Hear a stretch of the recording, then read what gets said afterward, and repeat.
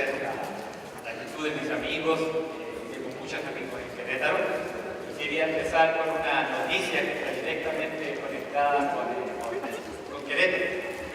Esta personita que ustedes ven aquí es mi sobrino favorito, es mi niño genio en la familia, pero ese niño tuvo una oportunidad, la cual participó aquí Gonzalo, está sentado camino de Cicata, y otro colega que también trabaja en Cicata.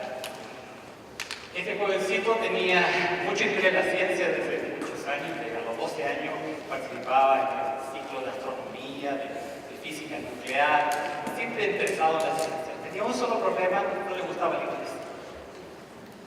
No había manera de convencerlo de que tenía que ponerle atención a los cursos de inglés en su escuela. Ciencia perfecto, inglés, pura sangre, no pasaba nada. Me tenía desesperado porque yo sabía que si quería ser científico tenía que hablar inglés.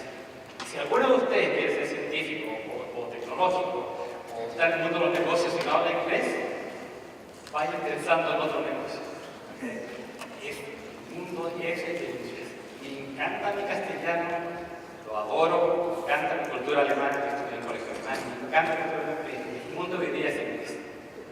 Me gusta a los chinos, también para los chinos es inglés. Entonces un día desesperado lo invito a dar una charla en Chile, le digo, acompáñame a la universidad que voy a dar una charla. A propósito, llegué un poquito antes, lo dejé en la biblioteca del Departamento de Ingeniería Química, la tecnología de la Universidad de Santa María, en Valparaíso. Lo dejo ahí y me desaparezco por 45 minutos. A la vuelta me dice, tío, todos los libros aquí están en inglés. Finalmente le cayó el pego de que tenía que estudiar inglés. Entré a la universidad y yo, sabiendo que iba a necesitar inglés, lo invito a que haga una estancia conmigo, en la cual me ayudó Gonzalo, Jorge Huerta de Cicata aquí de Querétaro, y fue a aprender de óptica, física en el laboratorio. Lo que más aprendió, lo que más le sirvió en inglés, volvió a su universidad, era de los pocos alumnos que manejaba bien el inglés.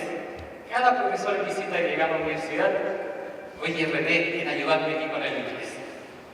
Conoció una montonera de científicos y entre esas montoneras de científicos conoció a varios físicos que trabajaron en el laboratorio que todo físico sueña ir. ¿Cuál es? CERN en Suiza. Si tú quieres saber la física de hoy en día, tienes que ir a Suiza, a CERN. Es el sueño de todo físico.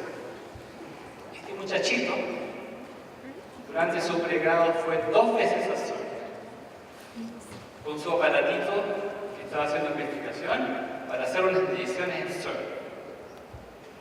¿Qué pasó hace poco? ¿Qué partícula se acaba de confirmar su existencia? La partícula de Higgs, que hacía 40 años se estaba esperando confirmar la existencia teórica de esa partícula. ¿Dónde estaba ese muchachito? Parte de ese proyecto. No habría ocurrido si no tuviera amigos como Cicata que me apoyaron en entrenarlo en física óptica, porque física óptica yo no sé nada. Lo que le digo es, por favor, si vienen a estudiar en México, hagan todo lo posible para tener una experiencia internacional.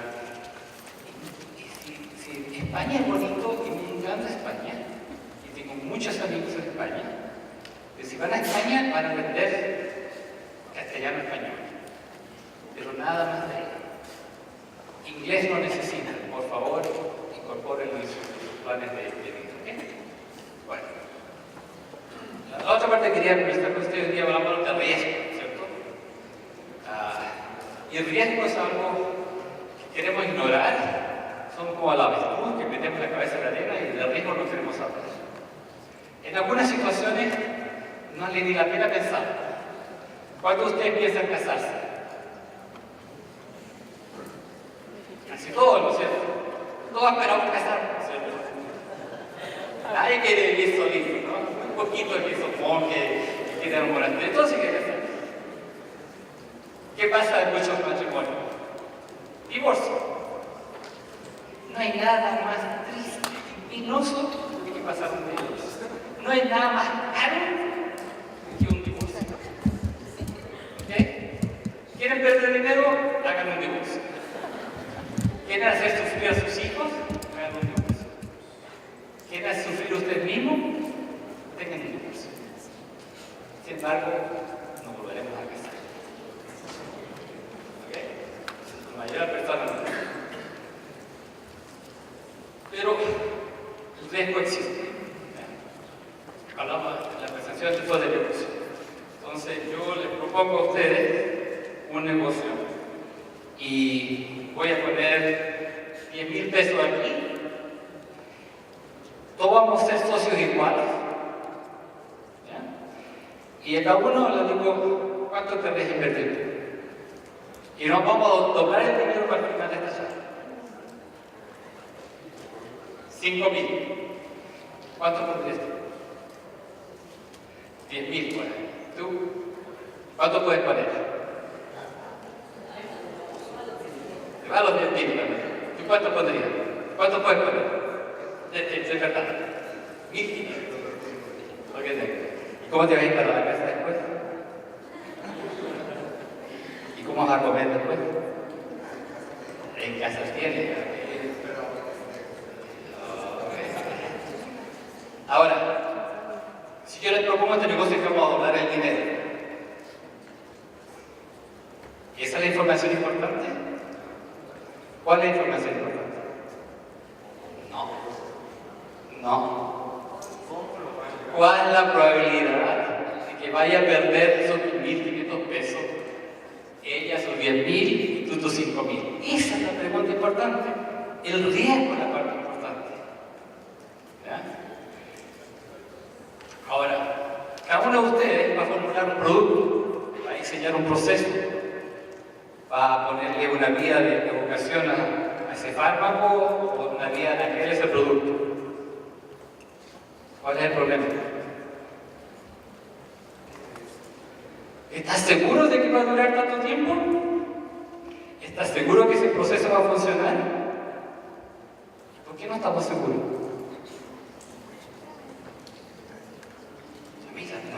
3 por 4 son 12. Si me dan los números, yo multiplico 3 por 4 y me van a dar 12.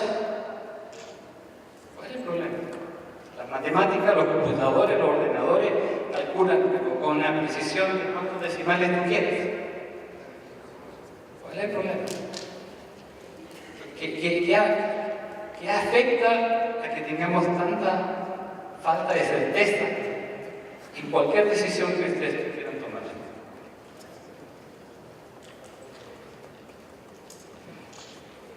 Te vas a Google y vas a encontrar toda la información que quieras. No vas a tener tiempo de tu vida para leer todo lo que vas a encontrar.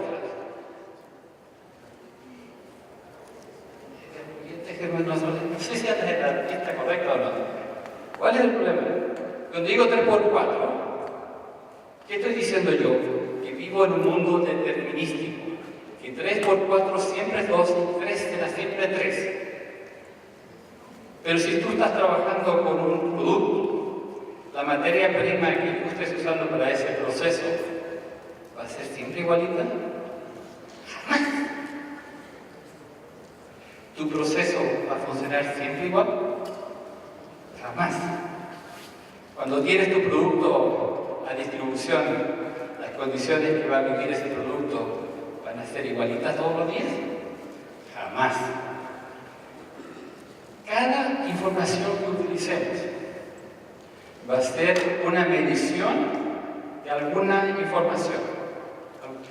Necesito saber la temperatura, necesito saber la presión, necesito saber, etcétera, etcétera, etcétera.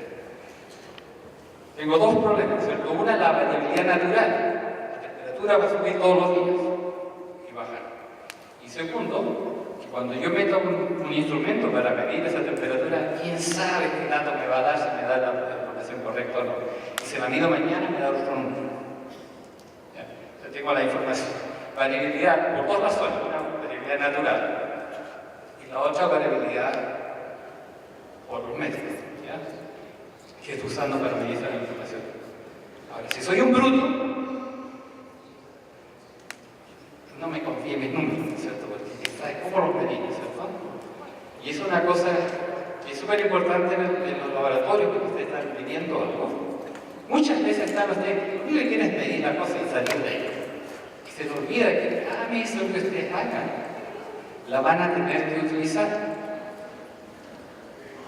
Y si esa información está mal medida, o todos los días que la van a medir la medida diferente, les va a meter mucho más incertidumbre a lo que tienen que decidir después. ¿De acuerdo? Entonces, dos cosas. Una, que el riesgo es una decisión personal, porque perder dinero para una persona puede significar nada. ¿No es cierto? El caballero Sims, si pierde 100,000 pesos, nada, ¿no es cierto? No hay problema. Pero si yo pierdo 100,000 pesos, no me haría mucha casa. ¿De acuerdo? Puede significar no poder pagar la hipoteca de la casa ese mes y meterme en problema. Pero para el señor Sims, nada. Segundo, los riesgos que vamos a correr van a depender de qué tipo es. Si es un riesgo de que me vaya a dar una diarrea, una vomitada, qué sé yo, porque hice mal el proceso para mi alimento, bueno, por lo menos 2 o 3 días estaré bien.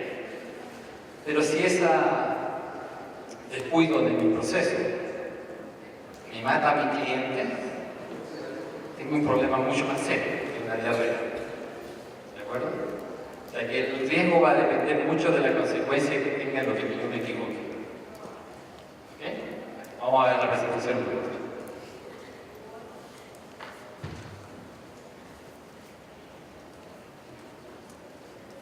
Esto, primera cosa, ¿cierto? Si bien la presentación está en inglés, yo la de castellano. Vivimos en un mundo de mucho variabilidad de la información para hacer nuestros procesos, nuestras decisiones. Y el riesgo es que subprocesemos algo. Nos equivoquemos en el sentido negativo. Y eso no lo puedo hacer, porque si me equivoco una vez y enfermo a alguien o mato a alguien, se me acabó el negocio. Ahora, lo que hemos hecho hasta ahora es que nos íbamos en el otro extremo.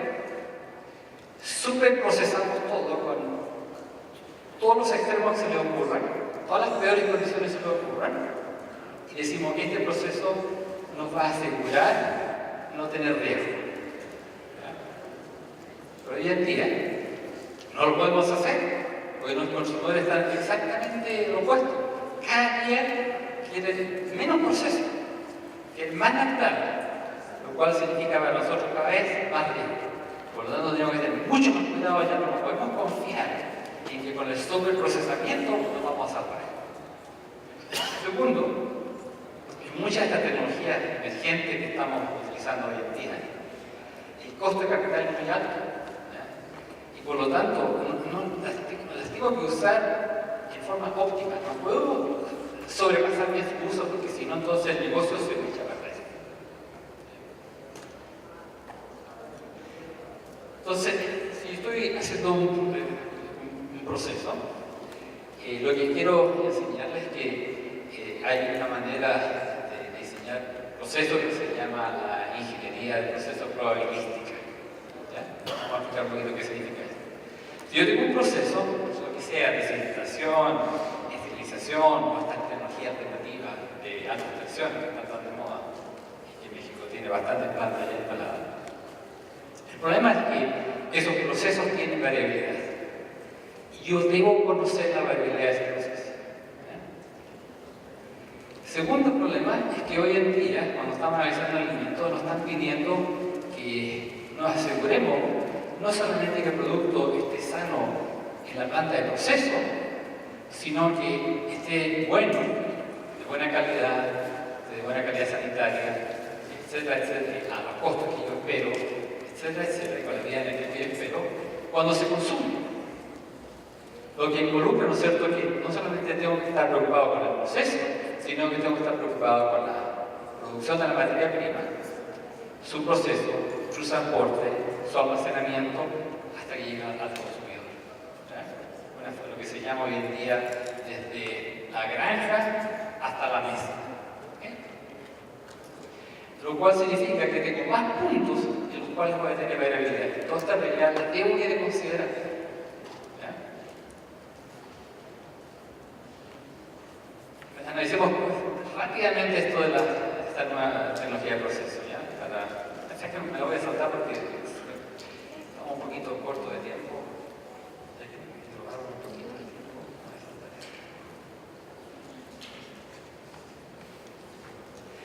Entonces, lo que quiero yo hacer es que en vez de superprocesar para considerar las condiciones más extremas que puedan ocurrir, quiero hacer un proceso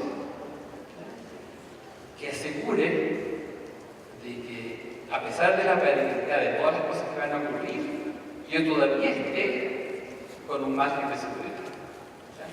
Y ese margen de seguridad ustedes me van a decir, yo me quiero arriesgar que en el peor de los casos un 20% de equivoco. El colorcito, un 20% del producto a final de los 30 días que quedan aquí no va a estar perfecto, el 80% estará bien. El color no es tan importante. Pero si es un problema de un patógeno, tiene un 95% de certeza. ¿Okay? Va a depender de lo que te quede. Para hacer estos procesos, sobre todo desde el punto de vista de calidad sanitaria, ¿cierto? Vamos a repensar un poco cómo hacer los procesos. Primero, revisé un poquito cómo se han fijado hasta ahora los objetivos del proceso. Si yo estoy viendo, por ejemplo, el caso de las ostras, ¿no es cierto? Ustedes dicen ostiones, ¿no es cierto? No, ostiones.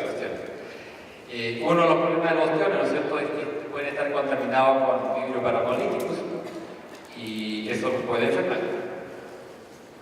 Entonces, para eso se han establecido algunos sistemas de seguridad. Entonces dice que para poder vender un producto, ese ostión tiene que tener una carga microbiológica de no más de 30 colonias por gramo de ostión, y que mi procesamiento que yo aplique para asegurar esa calidad sanitaria deba reducir la carga microbiológica en 3,5 reducciones de seguridad. Primero, dos cosas. Una, ¿de dónde salió el 30? Porque 30 es lo que puedo detectar. Si mañana puedo detectar 20, entonces lo cambiamos a 20. Eso no es un sistema de seguridad. Eso solamente es lo que puedo hacer. ¿Ya? Segundo, ese 3,52 es un experimento que se hizo de qué es lo que era posible lograr. Totalmente arbitrario. En la pasteurización de jugos hoy en día, no se puede vender un jugo que no esté pasteurizado y nos piden que le hagamos 5 reducciones decimales. ¿Alguno de ustedes se ha preguntado por qué no son 5 y no 5,1? ¿O 4,9, o 4,7, o 4,6, o 5,35?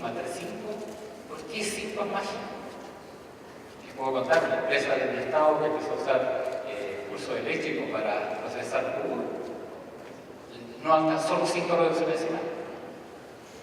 Todo ese capital, todo ese negocio, esta empresa, ¡pum!, se queda sin producto en el mercado porque no logra su proceso de hacer 5 reducciones decimales. Alguien perdió mucho dinero. En el caso de la leche, ¿no es cierto?,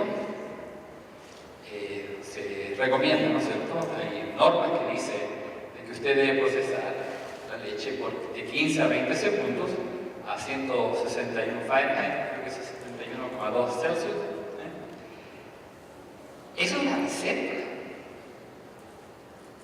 ¿Saben ustedes por qué son 15 segundos a esa temperatura?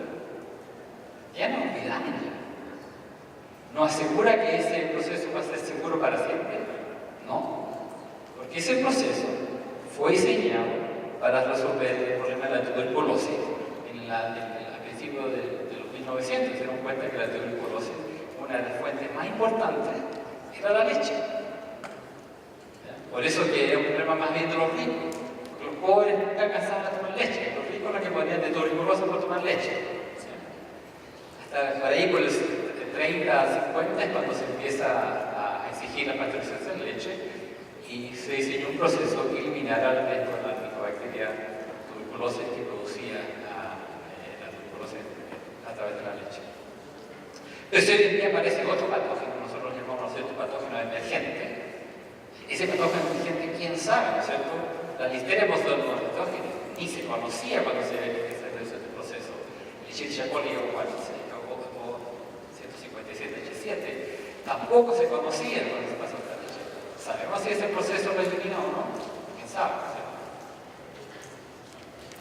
En el caso de los termoprocesados, ¿no es cierto? Se empezó originalmente pidiendo una reducción decimal de 12 por el tratamiento térmico, y hoy en día se cambió a que el riesgo debe reducirse a que no falle más de 1 en día de la 9.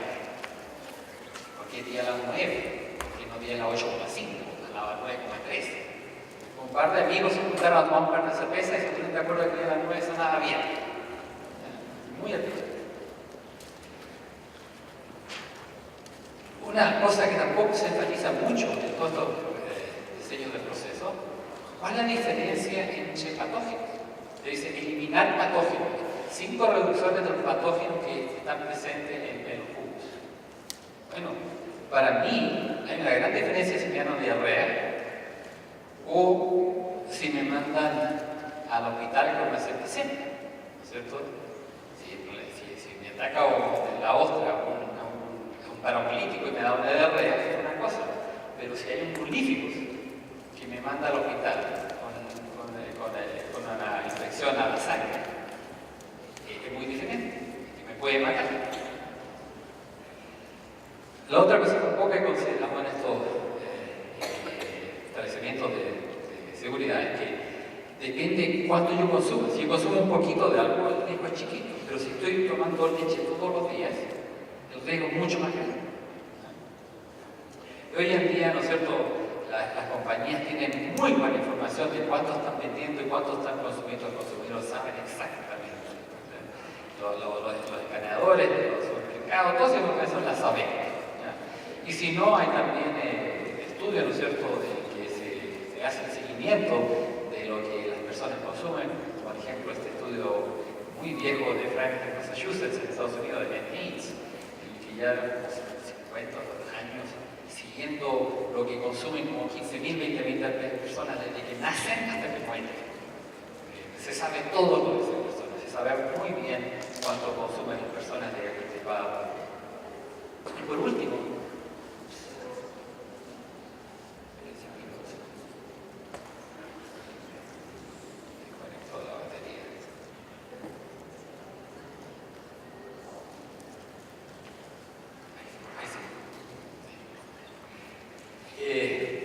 hoy en día, ¿no es cierto?, estamos obteniendo información que nos permite saber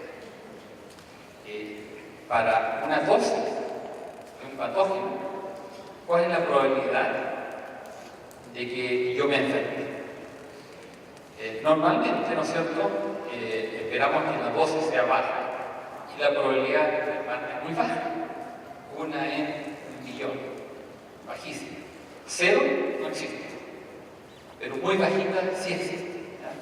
Si el producto fuera muy malo, terriblemente malo, la probabilidad sería 1. Todos se morirían.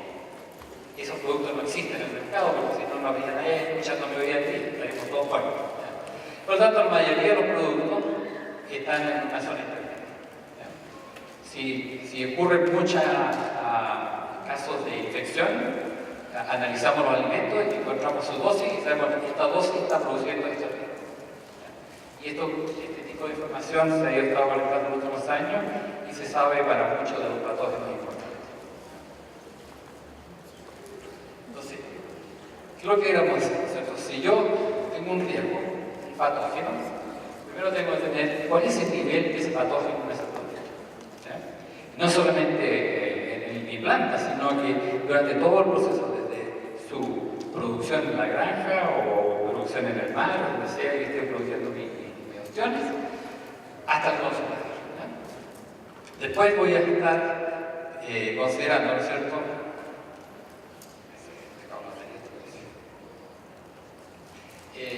algún proceso de investigación. Voy a hacer algo para matar ese bacteria. Tratamiento de presión, tratamiento de temperatura, cualquier tratamiento. Después voy a almacenar ese producto y durante ese almacenamiento puede ocurrir o muerte si está refrigerado o crecimiento si la temperatura lo permite.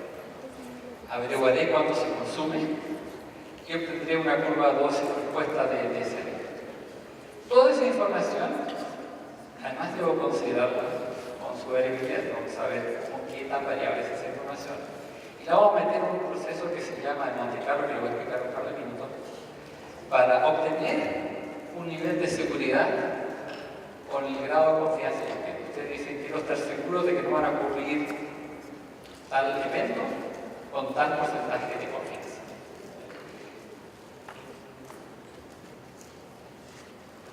Si acaso en el anterior nosotros estábamos analizando un problema de seguridad alimentaria, pero también podría ser un problema de calidad.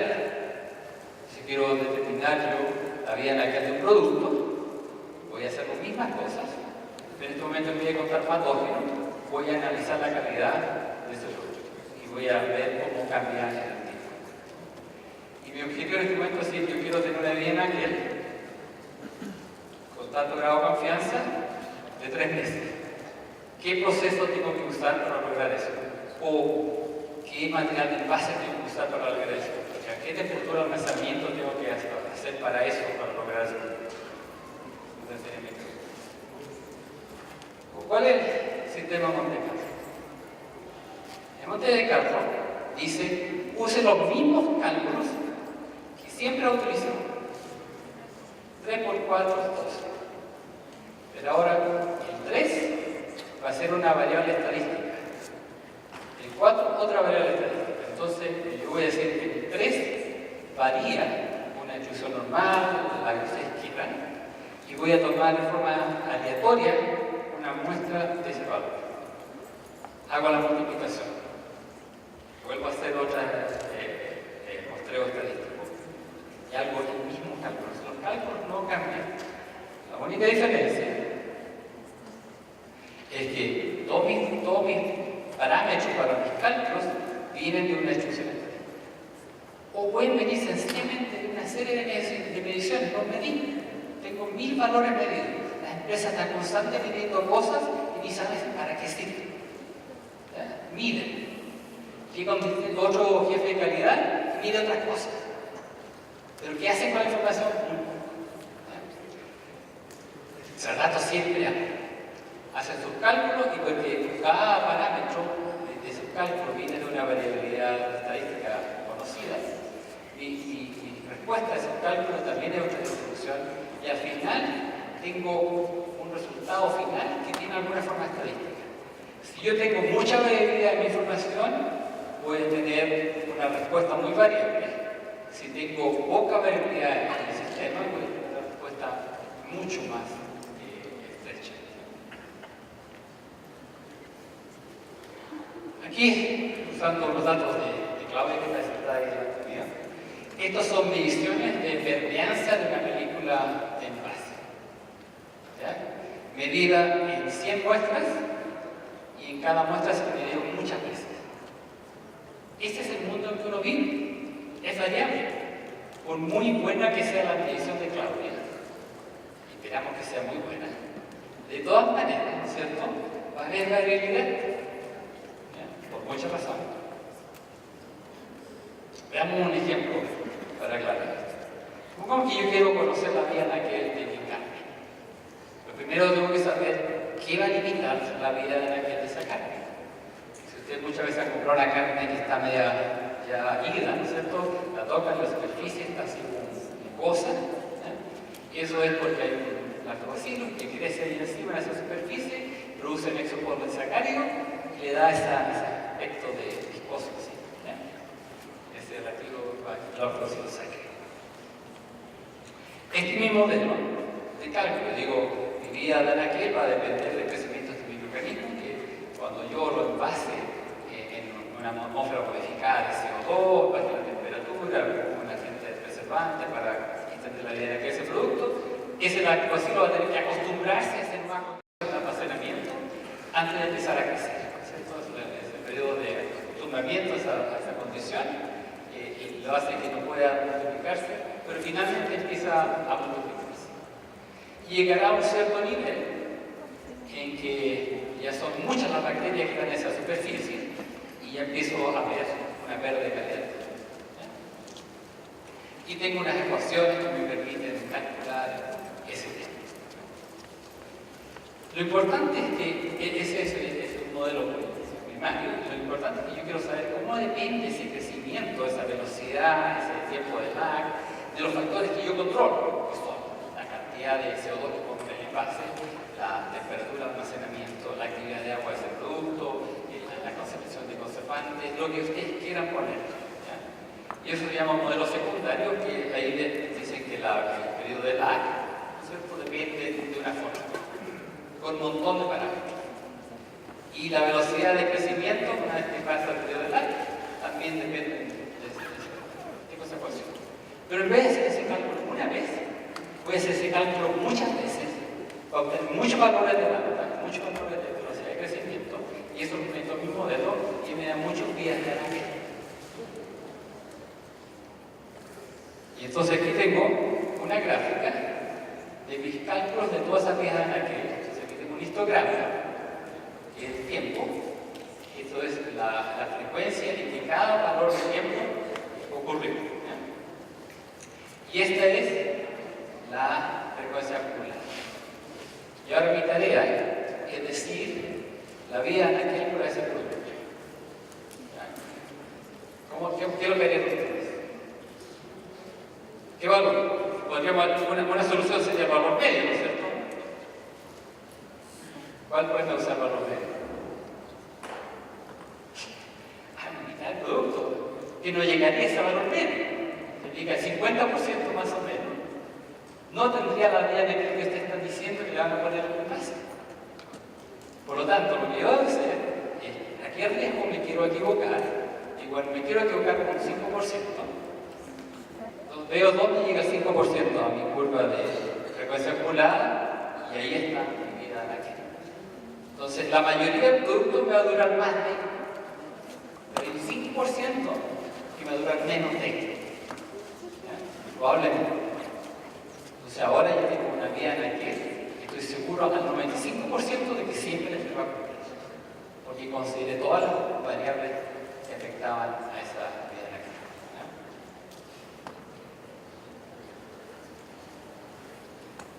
Supongamos que yo hubiera puesto la vida en aquel medio, y la vida en aquel medio era de 335 si hubiera hecho yo mi cálculo en forma determinística. 335. Significa que yo en un 45% de las veces mi producto había fallado. Si hubiera hecho el cálculo en forma determinística, que hubiera usado solamente los valores medios de todos los parámetros de estas ecuaciones, usado solamente los valores medios, me habría equivocado en el 45%. 45% de producto falla. Una empresa de Querétaro tenía un problema de vida en la tierra. 30% del producto fallaba. Sus cálculos decían que el producto tenía que cumplir.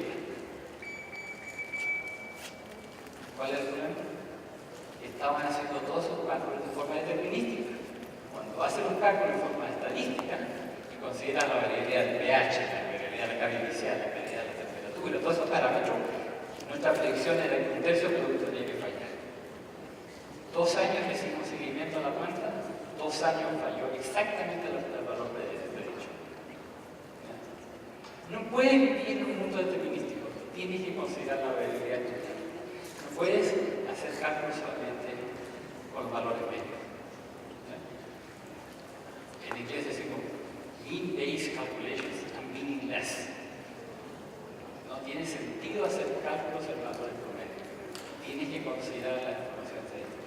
Por ello, me invito un ratito más a un taller que vamos a dar aquí. Cómo implementar esto con algún ejemplo sencillo, un método de cálculo en Excel, donde vamos a considerar la realidad estadística de la información. Lo último también quiero aprovechar de decir que una de las razones para venir a México es que yo quiero tener más México en mi pueblito. Por lo tanto, si ustedes están interesados en un posgrado en Estados Unidos, mí me encantaría hablar con ustedes. ¿Ok? Así que los invito a conversar conmigo después del taller. Gracias por la atención. Espero que tengan un minuto de pensar. Pueden preguntar cuando se llame.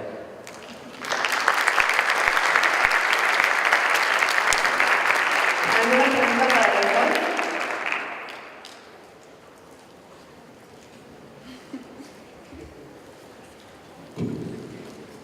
No hay preguntas, puedo hacer un comentario final. Esto que aquí calculamos con vida de aquel es un ejemplo. Todo lo que haga se puede hacer con Monte Carlo.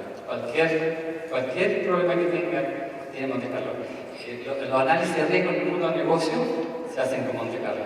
Es una herramienta muy útil. ¿De dónde salió el método Monte Carlo? Fue inventado en el proyecto Manhattan que desarrolló la bomba atómica en Estados Unidos, porque los científicos tenían incertidumbre en la información que estaban calculando. No sabían qué iba a pasar y necesitaban considerar la incertidumbre. ¿Y por qué se pudo hacer el proyecto Manhattan? Porque había otro proyecto tan importante como el proyecto Manhattan en ese mismo minuto que el proyecto ENIAC. ¿Sabe qué es lo que es el ENIAC? El primer computador funcional útil que calculaba en forma eficiente. Y como esto ustedes ven, hay que repetir cálculos muchas veces, se necesita una maquinita que calcule muchas veces. Y hoy en día las maquinitas estas lo calculan muchas veces sin esfuerzo. Agradecemos al doctor su participación como ponente en el segundo encuentro internacional de biotecnología.